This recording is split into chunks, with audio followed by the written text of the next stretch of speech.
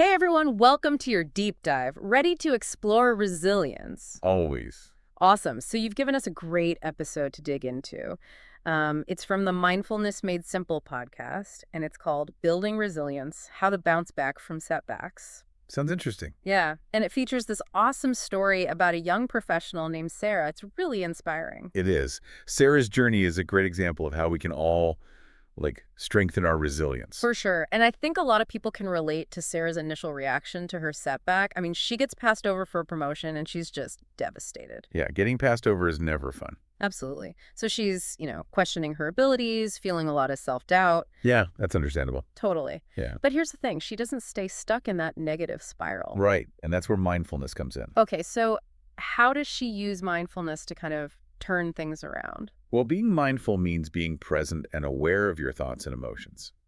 So instead of, immediately reacting, Sarah's able to respond with more clarity. So she doesn't just, wallow in self-pity. Nope, she takes a different approach. Yeah. And, one of the reasons people struggle to bounce back is they get caught in negative thinking or, fear of failure or just overwhelmed with emotions. Yeah, we've all been there, right? Oh, absolutely. Yeah. And mindfulness can help break free from those patterns. So what specific techniques does Sarah use? The episode mentions a bunch. Well, she starts with something super simple, her breath.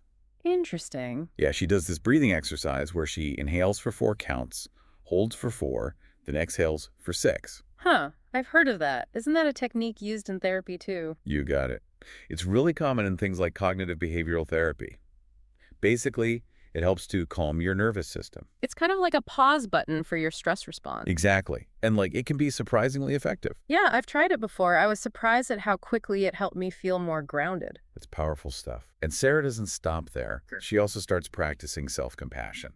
Okay, so how does that play out in her situation? Well, it's about treating herself with kindness.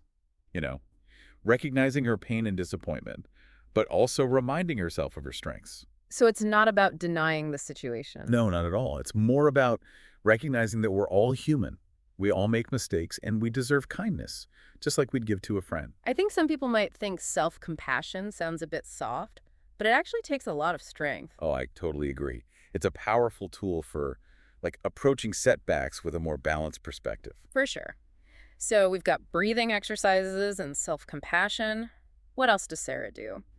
The episode mentions something about staying present. Right, so instead of getting lost in worries about the future or dwelling on the past, Sarah makes a conscious choice to focus on what she can control in the present moment. So instead of getting stuck in what-ifs or should-haves, she takes action. Yep. And alongside those actions, she starts a gratitude journal. Okay, I gotta admit, I've always been a little skeptical of gratitude journaling. It seems a bit, simplistic. Yeah. I get it, but think about it this way. When you actively focus on things you're grateful for, even when things are tough, it can shift your whole perspective. So it's not about ignoring the negative, but more about balancing it out with the positive. Right. And that can be incredibly grounding, help pull you out of that downward spiral of negativity. It's almost like intentionally reframing your mental landscape. Precisely. And the last tool Sarah uses is mindful reflection. So after that initial sting of being passed over fades, she takes time to really reflect. Yeah, she thinks about what she learned from the experience, how she can grow from it. So she's not just moving on, she's actively trying to learn from the setback. Yes. And that's such a key part of building resilience. It's about reinforcing the idea that, hey, I got through that and I learned something valuable along the way. It strengthens your belief in yourself and your ability to handle tough situations. Exactly. I love how Sarah's story really makes these concepts come to life, but the episode also lays out 5 specific tips for building resilience. Want to dive into those? Definitely. I think these tips can give us all a practical framework for bringing more mindfulness into our lives. Okay, awesome. Let's do it. All right, so the first tip is start with the breath. Right, like we saw with Sarah, just taking a few deep breaths can really help calm those nerves. Totally. And it can shift your whole state of mind almost instantly. It really is kind of amazing. It's like hitting the reset button, Yeah. Okay, so the next tip is all about building on that self-awareness. Practice self-compassion. Yes. I love this one. It's so easy to be hard on ourselves, especially when we mess up. For sure. But this tip reminds us to treat ourselves with kindness. Like we You would a would. friend. Right. Exactly. And when you can do that, when you can cultivate that self-compassion, it can really change things. You create space for understanding, Like, it's okay. I'm human. It takes the pressure off. Yeah. And it allows you to approach challenges with more resilience. So it's about acknowledging that setbacks are normal and that we don't have to be perfect. Exactly. Yeah. Okay, so the next tip goes hand in hand with that. It's stay present.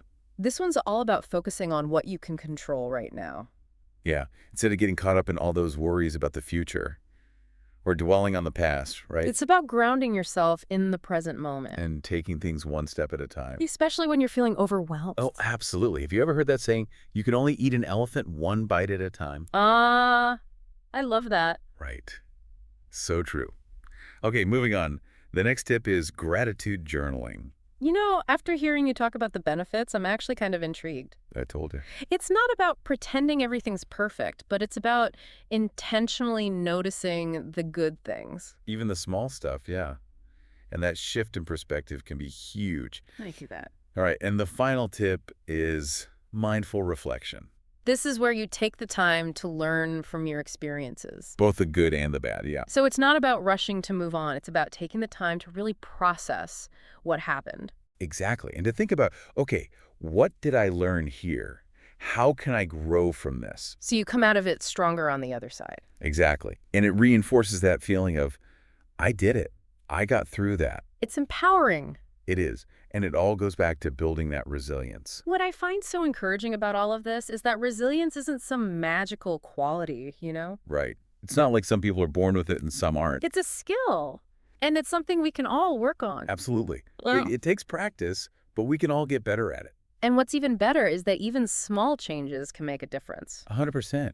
You don't have to completely overhaul your life to start building resilience. You can start small, like just incorporating a few minutes of mindful breathing or gratitude journaling into your day. And those small changes can have a big impact. It's a ripple effect. It is. It's a journey. Yeah. And, there will be ups and downs. That's life, right? Full of twists and turns. But it's how we navigate those twists and turns that really matters. And that's where resilience comes in. It gives us the strength to keep going, even when things get tough.